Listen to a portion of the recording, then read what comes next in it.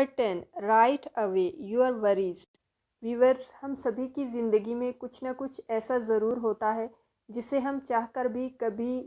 بھول نہیں سکتے، کبھی اپنی لائف سے یا اپنی ذہن سے نکال نہیں پاتے، اور وہ ہمیں ہمارے اندر ایک ٹراما بن کے رہ جاتا ہے، یا پھر ڈیفیکلٹ ٹائم پہ، یا پھر جب ہمارے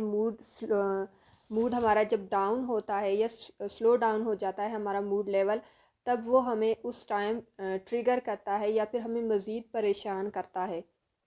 لیکن کئی سائیکولوجیکل اسٹڈیز سے، ریسرچز سے، تھیسس سے یہ بات ثابت ہوئی ہے کہ اپنے ٹرامیٹک ایکسپیرینسز کو لکھنے سے آپ کی ایموشنل سٹیٹ بہتر ہونے لگتی ہے، یعنی کہ امپروو ہونے لگتی ہے۔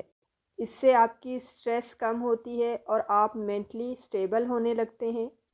ایسا اس لیے ہوتا ہے کیونکہ آپ کے ساتھ جو بھی برا ہوا ہے وہ آپ کے مائنڈ میں مسلسل گھومتا رہتا ہے یا پھر ریکال ہوتا رہتا ہے، اور آپ کو اس سے تکلیف ہوتی ہے۔ اور ہمارے دماغ کی ایک اور بات یہ بھی ہے کہ ہم اسے جس چیز کو بھولنے کے لیے جتنا زیادہ کہتے ہیں یہ اتنا ہی اسے یاد کرتا ہے۔ لیکن جب آپ اپنی تھاٹس کو لکھ لیتے ہو کسی بھی پیپر پر، تو آپ اس کے بارے میں اچھے سے سوچ کر خود کو چینج کرتے ہو۔ اس سے آہستہ آہستہ وہ تھاٹس آپ کو پریشان کرنا بند کر دیتی ہیں، یعنی کہ جب آپ اپنی پرابلم کو پیپر پہ لکھتے ہو تو ایکچوئل میں پرابلم آپ کے سامنے، آپ کی آنکھوں کے سامنے آ جاتی ہے۔